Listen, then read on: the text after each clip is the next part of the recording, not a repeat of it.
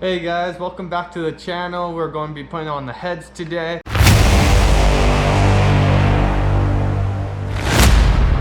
guys, welcome back to the channel today. We're going to be installing the heads on the engine finally and torquing them down.